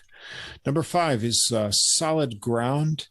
And this one has a lot of motion in lines with an interesting bass line and piano and bass. The trumpet and sax melody kind of weave among these lines with some interesting modal things. And then this picks up some nice modal kind of improvisations here rather than chromatic. The trumpet solo picks up these modes and explores the spaces between them. The sax does it too. And then the piano comes in and does some more rhythmic explorations. So this one gets into a little sort of different modal explorations here. Yeah, and you know me well, so this was my favorite. Oh, you like this one, yeah. Piece because of the modes. I really love modal harmony. The modes, yeah. And so this one, so I felt like when I got to here, like I really know what this group specializes in, because they sort of have these almost all unison, sometimes splitting the sax and trumpet with minimalist harmony, and then putting that with a counterpoint with sort of almost, a bass and piano bass line sort of, line that becomes another melody. And then the last 2 tracks sort of break me out of that. So I thought that was interesting because number 6 is something completely different. It's called Throughout. And this is a piece that is almost, they must have deliberately thought, how can we make a piece that's so minimalistic that it removes almost all elements of other things. So this is a ballad that starts with a kind of a tinkling piano opening. It grows into a slow waltz, but the lines, it's actually, I had to listen several times to figure this out, but I believe that trumpet and sax are playing together, but there's no differentiation other than a few points. There's a very long lethargic horn lines, and they keep the melody deliberately as minimalist as possible. It's very sort of scaled back as much as possible. And then that goes into a trumpet solo. There's no sax solo here. The trumpet solo keeps the mood. There's no wasted notes at all here. It's extremely distilled, only lovely tones, and a similarly soft bass solo. When the horns come back in, there's a few points where they diverge, and you can hear the sort of, I won't even call it harmonized, but divergent tones. But this is like a purposely minimalized arrangement. And the effect is very profound after all of the other very busy syncopated arrangements. So this tune I thought was quite striking. I don't know if you noticed that on this one or not, but yeah, it was different. Yeah, I noticed that. I can, yeah, and it doesn't jibe with the title as throughout. I would title it without, like without embellishment. Maybe, yeah. And then the album ends up with the only standard, the old Rodgers and Hart Spring Is Here. And very pretty it is. Yeah, very pretty. I liked it a lot. Starts with a soft, round toned trumpet with an intro, and the bass only joins for the melody once it comes in. And then the drum brushes sneak in. And finally, the piano comes in. We get a nice trumpet solo that's a mix of he sort of alternates what he's going for. There's a very soft lower register, and then he'll go to some searching kind of runs in his improvisations, and then he brings it back to this very lower register thing. So I like that sort of two-tiered solo approach. I thought that was unique. A nice kind of piano solo, some very spatial type of figures at the end. And then when the trumpet returns with the theme, he builds it to the end, something that wasn't there before. It gets stronger, and he adds some flurries and some hard tonguing at the end. The spring has finally come. You sort of feel the buds coming out, and so he gets that emotional element to it. So very nice. I like that a lot. Yeah, but great trumpet player. This guy deserves to be heard more. He's got great technique, and they've got their own concept in this group here. So Pathways, Michael Rodriguez. This is an enjoyable disc. I was thinking, listening to the last track, Spring Is Here. This is from the Rodgers and Hart musical, I Married an Angel, from 1938. Right. I just looked this up. I actually don't know that musical, but I really do like the Rodgers and Hart songwriting team more than the Rodgers and Hammerstein one, although I do like Rodgers and Hammerstein too. Right. I feel like, Richard, you think of great American composers, you think of Gershwin, yep, and you can think of Copland, you think of Duke Ellington. Richard Rodgers has to be in there. Absolutely. He's always paired with Hart and Hammerstein. They're like two different periods, but just his whole kind of like life's work of songs is just incredible, man. Yeah, so many classics. Yeah, this is a great one. Today, people need to do more records of his songs, I think. And this has been recorded by everyone. Probably, I guess maybe people think of the Bill Evans version as iconic. And jazz artists keeping it alive. That's good, but I feel like it's a new take. Yeah, here as I like this. This is what I really like. We're looking at lots of new jazz releases, and of course, I'm really excited about composers that do like a whole disc of originals and things. But I really like this approach more, like give me something at one standard that you can find a new approach to, or even like the previous album, the Wolfgang Lackerschmid. Yeah, Rosemary's Baby. That was like, that was a really tasty toss in there. Find something like that to do. I find one of the more annoying things about classical music is, like, say you're giving a piano recital, and then there are people in the audience with the score, kind of like reading along as you play to see what you mess up and stuff like that. So it's in a way it's kind of nice to play contemporary works because nobody knows how it goes, and it goes the way you play it. Basically, you can't. They can't do that to you, which that's really a horrible thing. It goes on each end, right? And so ultimately, like a little bit of balance. So I thought. I really liked the original things, and then I especially like the throughout. I was really thrown back by this minimalist composition, and then I thought, and then to end with a standard like this, very nice touch. So I thought so too. Yeah, fabulous trumpet player, Michael Rodriguez. It's a big field, lots of players. I mean, there are a lot of great trumpeters out there these days. Yeah, there are. And I want to hear more of the guys that aren't recognized by the Grammys and other players, because I think all these guys are just as good. Well, the Grammys crowd is pretty small. They seem to like the same people. I don't know. We got to get in there. We got to be on part of the Grammy team and just got to decide. They don't bother listening to all these other guys. Alex Sipiagin, who we heard previously, Michael Rodriguez, and so many other good players. This guy's Rodriguez is right up there. Nice effort. And the last recording for this week, this is one that I wish I knew more about so that I could talk coherently about it. But I saw it on a new releases thing, and it's still a bit of a mystery. And this is for all the guitar players out there. It's an album by Diego Lubrano. Which is kind of an Italian name, even though he's Spanish. It sounds Italian. Yeah. I had a Spanish lady yesterday told me that it doesn't sound very Spanish, but the title El Vuelo is very Spanish sounding. Actually, I think it has some meaning in Spanish, doesn't it? The flight, yes. But the songs on this album are variously Spanish or French or English, and all information and about the album is in French, and the record label is Arts et Musique en Provence, which is very French sounding too. So he sounds like a guy in France who has some sort of possibly Spanish background. We don't know. Diego, if you listen to this review, enlighten us.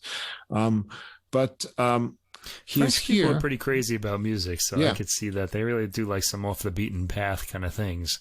But he does have a bio in French, which I translated for myself and looked at. So he's a self-taught guitarist and composer, and this is his first solo release. He's played on some other people's recordings in support roles, and his background is in flamenco guitar and also jazz, and he hopes to link these two styles together, which a lot of the new flamenco or nuevo flamenco style does.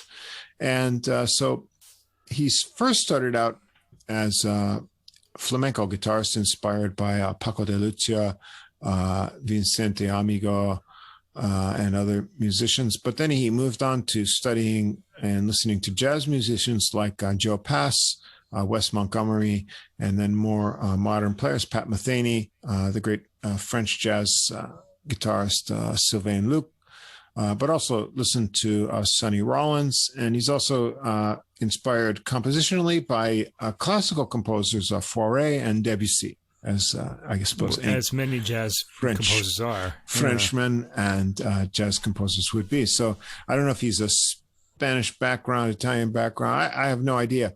Anyway, so you're going to get some flamenco background and jazz background. And the album, I think on the place where I saw it, was listed as kind of jazz fusion. So this is the kind of thing where that maybe makes sense, but it's not like Weather Report jazz fusion. No. So purists beware, but open-minded people, some nice stuff here, which I will detail as we go right ahead. Purists probably shouldn't be listening to our podcast. No. I'm sure they're all gone by now. Can I? I was almost ready to say something bad, but go French yourself. No, we love you guys, but we're just kind of. Yeah. I have this kind of, I'll tell you about this later. I have this theory that there's no such, the word, you know how the word like jazz suite really bothers me? Oh, yeah. The word pure as opposed, as applied to music always bothers me too, because I don't think there's any such thing as pure music. All music is kind of bastardized from somewhere. I feel like the new is always kind of like a combination of a lot of things. I really think that's what music does. It brings things together. Well, there are some musicians. And it brings styles together too. There are some musicians who claim to not be influenced by other music. Yeah, like Yanni and John Tesh. Yeah, but in Yanni's case, I could probably believe it. But maybe it doesn't sound like there's anything in that music.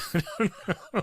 Anyway, we get some interesting results. And I like this one a lot. So let's start out. His music is inspired by his wallpaper. Yeah.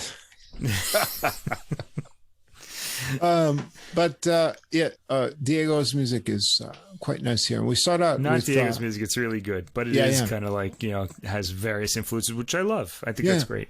So the first one, Porchacha, and then to me, this one starts with more of kind of a bossa beat than cha-cha. Oh, I should mention that his compatriots here are Bernard Menu on bass and Adrian Spica on percussion, who I think plays a variety of light percussion and also cajon.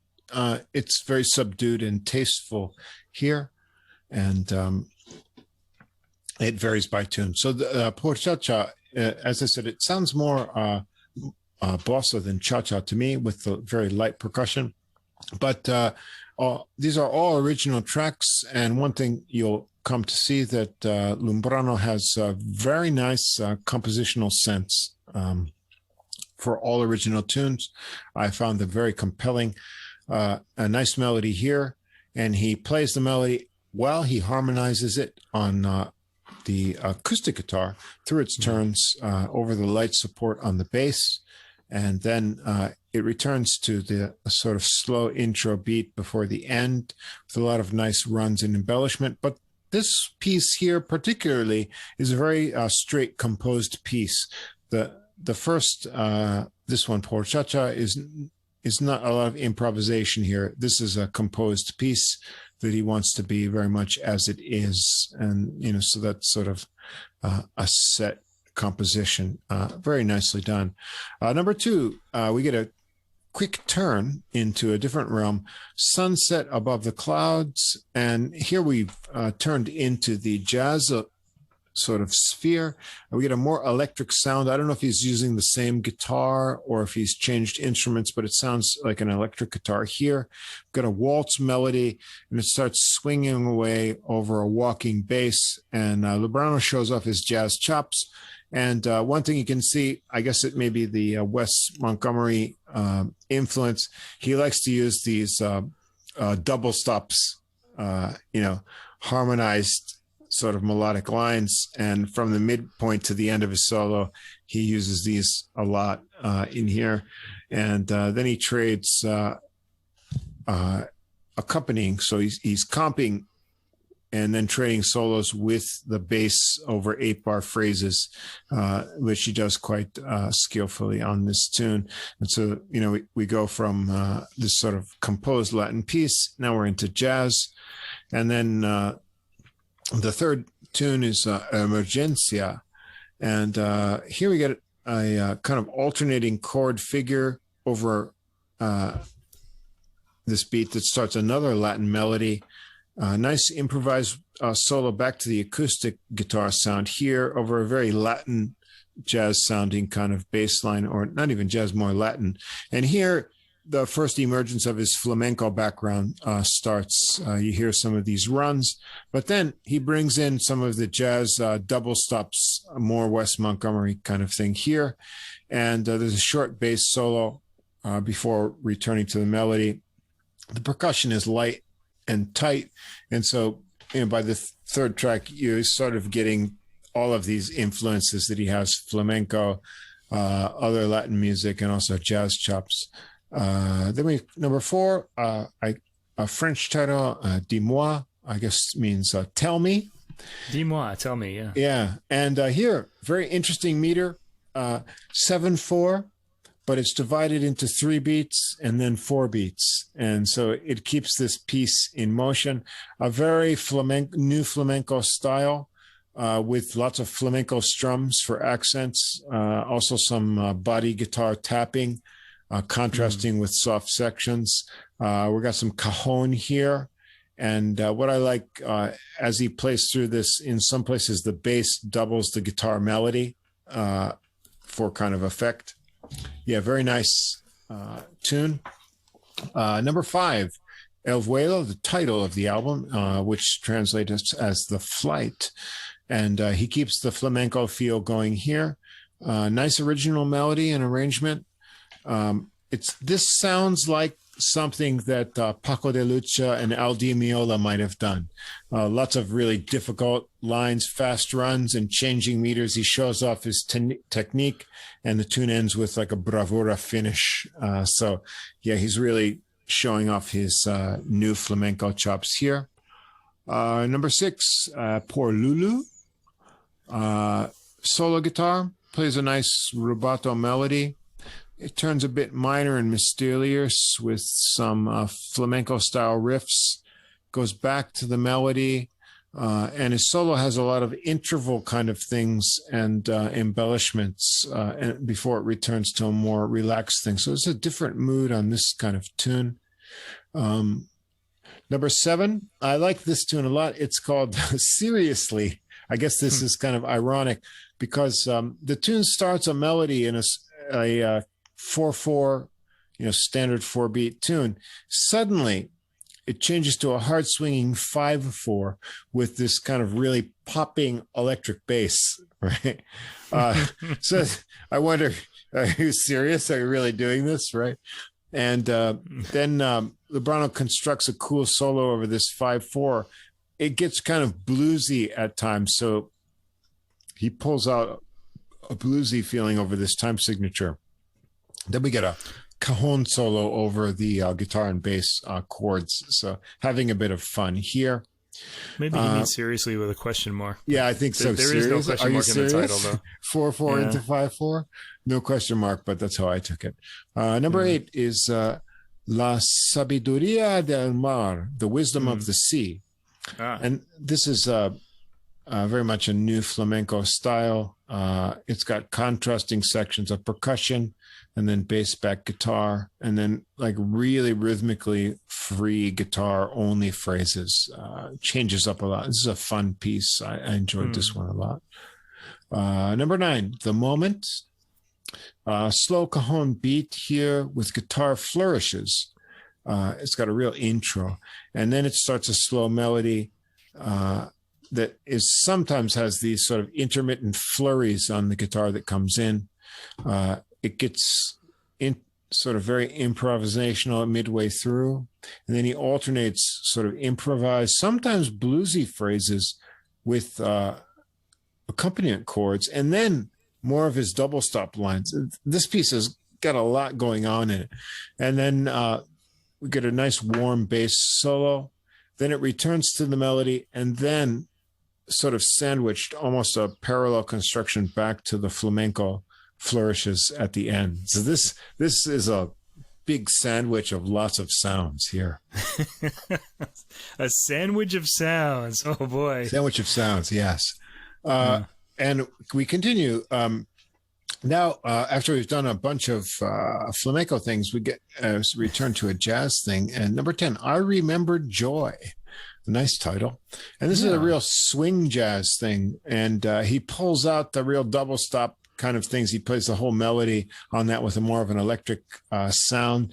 He gives us a nice fluid guitar jazz solo, some runs, and then he does some really tight strumming over the chords for fun. And he trades with the percussion before coming back to the melody. So he comes back to his jazz persona here. Number 11, Suguiria Blues. And this one really starts with like an El Di Meola-esque opening riff. It's a real kind of new flamenco, some extremely technical flourishes before the melody comes in. This one had me in sort of fluster trying to figure out what was going on here. It's kind of in a 12 beats pattern, but then it changes to like a bluesy swing in 4 midway through for an improvised solo and some kind of swinging chords. And then suddenly it changes to flamenco again. With some really fast runs and strumming. And then at the end of this piece, I think this is the only place on the album he does, he overdubs a solo over his strumming. It's obvious. I think this is physically impossible. No one can play this. Maybe Martin Taylor could pull this off, but no, I think maybe he has another guitarist on the track. It could be, know. although it's not credited. Yeah. Nowhere I could find it credited, but yeah. Right. But yeah, it's cool because he's doing some really good stuff on both parts here. And then we've got the closing track, number 12, Lumiere du Soir, Evening Light. And this one is another new flamenco style piece with a jazzy solo. Got some melody phrases. This is really interesting. The timing here, I'm assuming this was all done by feel. It's sometimes like 2 bars of 6 beats, and then sometimes 1 bar of 6 and 1 in 5. And then it sort of anticipates and jumps in. But it's not any regular pattern, so it keeps you on your toes. And so I'm wondering if that's a purposely done thing or it just evolves out of their playing, but that's very interesting. And so the overall effect of this album is that it's a fusion of new flamenco and jazz styles. His songwriting is excellent, very nice melodies, and he harmonizes them with his incredible technique very well on the guitar. We've got some interesting arrangements with different sections that bring in, various styles and with sort of intro passages and outro sort of things. And he's got a great guitar technique. And so purists may not like this, but I thought it was very adventurous and it kept me entertained and enthused for new sounds right to the end. Yeah, adventurous it was. I like the way flamenco guitars make the sound burst out of the guitar, like it's like it just can't stay in there anymore. It's like bow, explosions. It's a pretty amazing. It's a pretty amazing effect. It's kind of like this exploding guitar timbre coming out of the F hole there. Yeah, it's amazing. This record was kind of I enjoyed it. I thought. It had so many different styles, though. I was kind of like trying to work out who he was, really. You know what I mean? Right. He's all of these things, but I think I would have liked to. Yeah, I think these styles could have been spread out over several albums. I'm kind of wondering what he's going to do next. I'm kind of curious. Yeah, I guess we can excuse that because it's his first solo release, and so I think I would have liked to have heard something that's just more like focused more on one style, like maybe jazz. It would have been interesting to hear flamenco guitars playing. Jazz all the way through, but he's never really playing flamenco, but he's playing in a flamenco sort of style at times. New flamenco influence things, yeah. So yeah, it was good. I actually, I should mention this, but I heard this album like twice this week. Once in headphones, and I really liked it, and then I played it kind of in a public place, which I'm probably going to get in trouble for if I mention it, so I won't. And I thought it was kind of it kind of didn't. It wasn't really right for that place, I thought, but it kind of. So I think it's more of a home listen there. I know what you're saying because I shared this with some company that I had, and for one thing, and it's no fault of the recording or the choices, but the percussion is extremely subtle on here, and so it doesn't create a huge atmosphere. It's always in a support role for the guitar, so it doesn't create a huge. The guitarist is definitely the star here. Like nobody else gets a chance to be heard. Really. So it doesn't create an overwhelming sort of like listen to me sort of environment, which is not a bad thing at all. But an enjoyable album though. No, nevertheless, I liked it. Yeah, I thought it was unique for a first solo endeavor. And encompassing a variety of styles. I just hope he's going to pick a theme for his next album, though. I kind of want to hear I would do like exploring one theme. I would say stick with the new flamenco jazz influenced kind of thing. It's an interesting sound, and it's always impressive. Like hearing flamenco guitarists play, they're really incredible. Yeah, I mean, I think there's plenty of flamenco guitarists. There's plenty of jazz guitarists, but to hear something in that, gap in between that's going to be original. I think this Lubrano, he obviously has the technique. he has the skills on both ends. Can he weave some sort of niche that satisfies whatever listeners come from both ends of that spectrum? He probably can. Diego, when you put some more information out there on the web, it's hard to find anything about you. I know, but put something out there in English. Yeah. Right. There's only like 2 paragraphs of French out there, so let us know who you are. Yeah. Maybe, yeah. Okay. Well, I have to say that's I'm sorry we're at the end of this program, because this was a very enjoyable week of listening to music. I liked everything I heard, and it was great to even talk about it. And now, we got to take our chances again. But next week, we'll have to see what happens. I think coming up next week, there's some really interesting stuff in jazz. I've got 2. I'll just say keyboard. I got some good classical, but I want to say what keyboard. It is, I won't say even piano. Keyboard-based recordings with a big surprise attached to that. Oh, you're such a tease. You're such a tease. And I won't say any more than that. But I think this is going to warrant something special coming up next week. So if you're listening now, you better tune in next week to find out, or else you'll be left out and left behind. And you don't want that to happen. I'm as excited as I am listening to Franco Corelli now. Yeah, that's right. And what shall I say, that from next week, you won't have to just listen to our 2 voices. You're going to hear some more things. Well, let's hope so anyway. Yeah, I'm pretty sure of that. Okay. Anyway, before we get to that and close out, if you've made it this far, come on, please do leave a comment, a review, a like on whatever platform or app you're listening on. We really appreciate. Yeah, give us some help. We need it. Give some help. We need it a lot. We're getting a lot of listeners all around the world. Yesterday we just picked up a bunch of listeners in Ireland. So if you're out there in Ireland, thanks for listening. We've got a bigger following in India after getting on some Indian only apps. So Indian listeners. And we're thrilled about that. We're very happy about that. But we're not getting enough feedback and information from our listeners. So please do subscribe, follow whatever app or platform you're on. Do send us a message at Adult Music Podcast, one word, at gmail.com. We need, it's a fight. There's more than several million podcasts out there now. And you have to put yourself into this little category. So we're music and music.